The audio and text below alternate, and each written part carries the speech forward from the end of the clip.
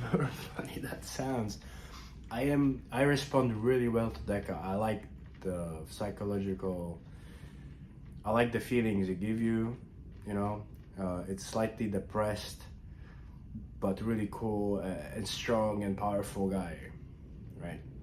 That's just the Deca experience. And I was on Deca for, oof, it must have been 6 months maybe.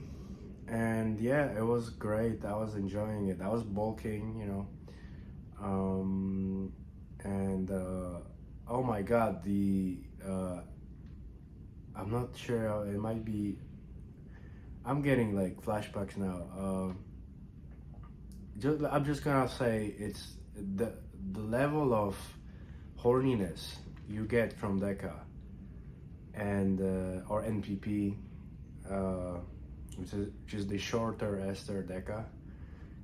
The level of horniness are and the body, there's bodybuilders, there's top bodybuilders that talk about Deca and how it might turn you, you know, homosexual, but I haven't had that experience, but I was horny to the point where any girl was, you know, turning me on. So that was Deca.